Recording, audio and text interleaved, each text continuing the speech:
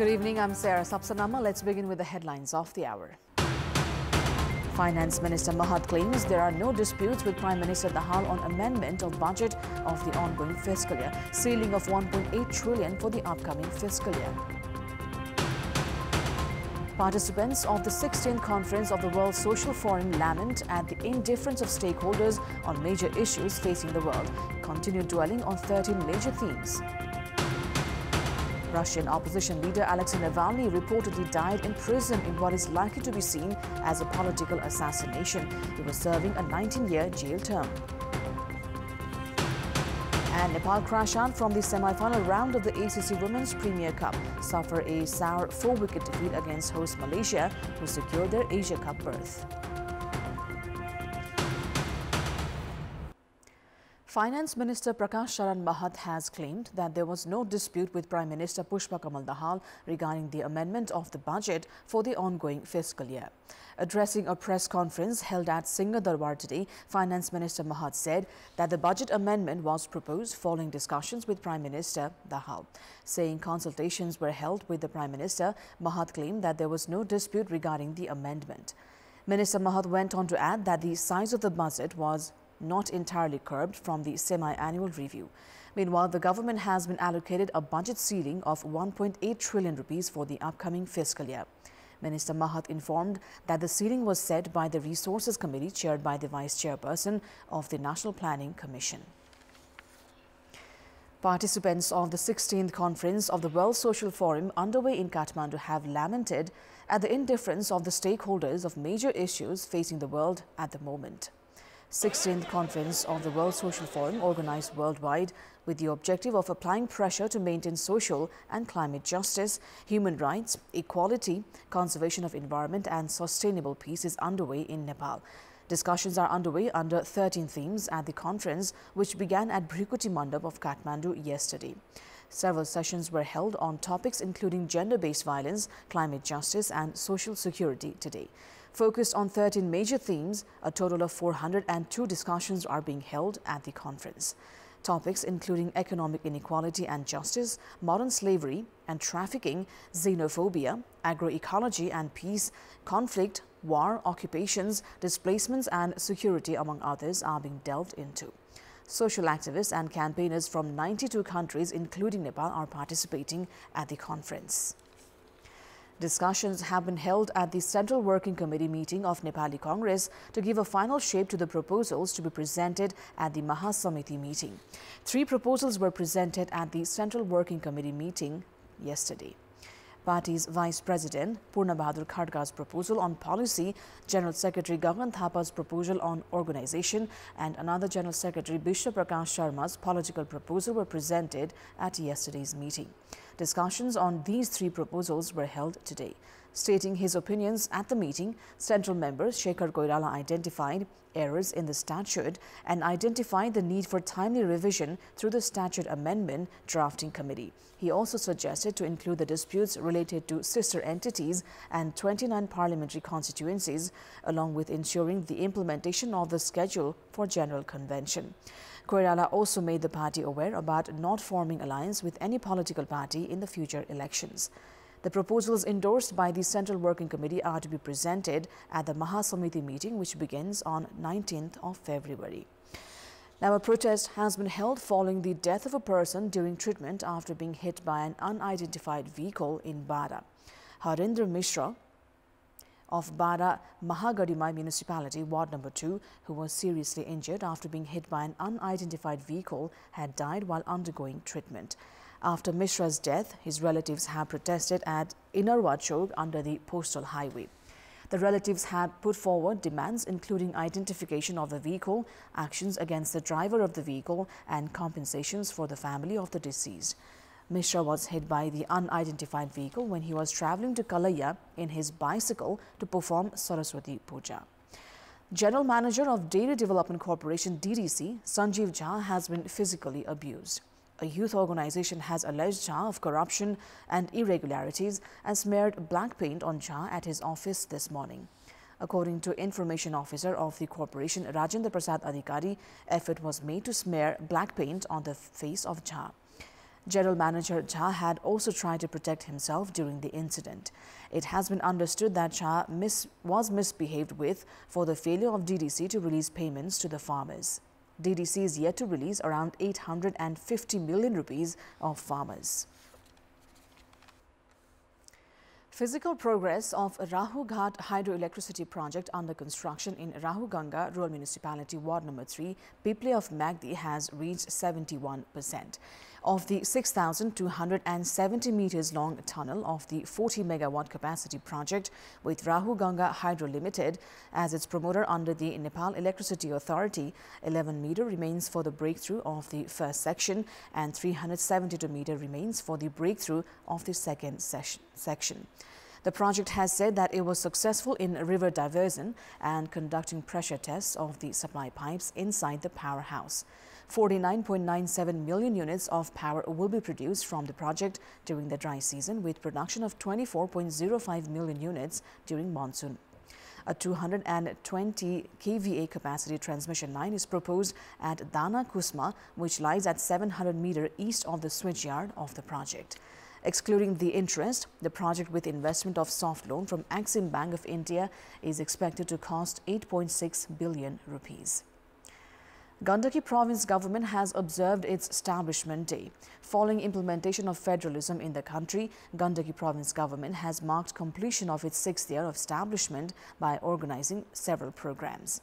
At the program organized by the Office of the Chief Minister on the establishment day, Gandaki Chief Minister Surendra Raj Pandey said that the province was still fighting with the federal government for its rights and jurisdiction. He also said that time had come to initiate new efforts at the federal parliament. Prithvi Subbagurung of CPN-UML had assumed office as the Chief Minister on 16th of February 2018. The same day is marked as the establishment day of the province. A public holiday was also declared in the province to mark the day today. It is time now for our segment Public Pulse, where you text us with your opinion. The question is, why have disputes persisted between all three tiers of the government on the distribution of revenue from natural resources? Your options are A, legal complication, B, center being overpowering, and C, problem in categorization of the resources. The voting is on. Type NEWS, select your option A, B or C and send it to 34001 to share your opinion with us. Time now for international update.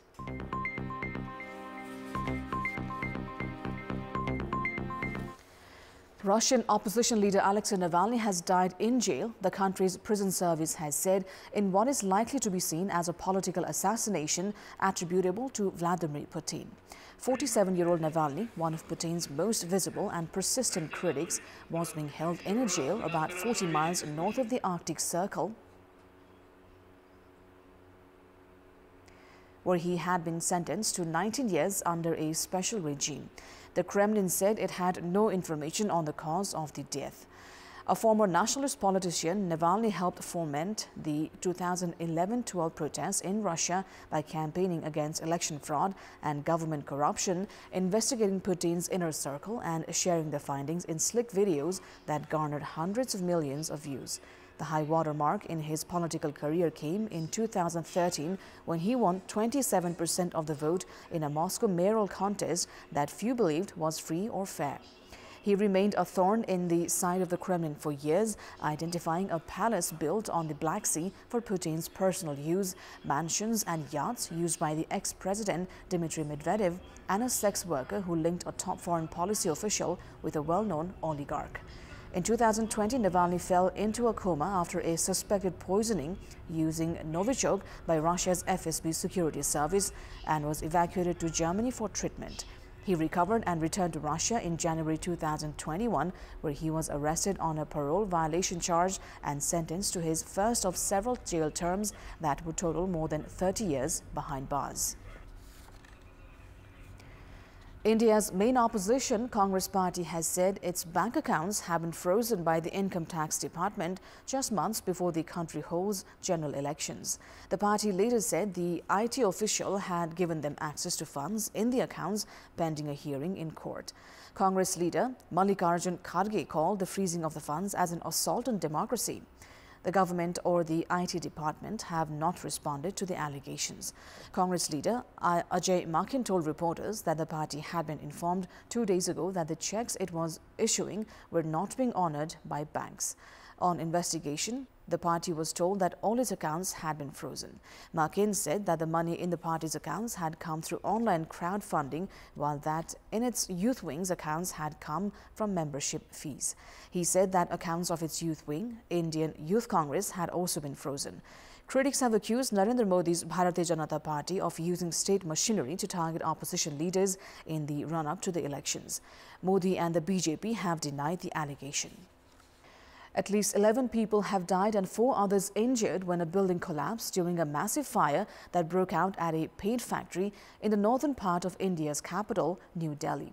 Delhi Fire Services rushed 22 fire engines to the Alipur area after receiving a call around 5:25 p.m. local time yesterday and brought the fire under control within 4 hours, its chief Atul Garg said.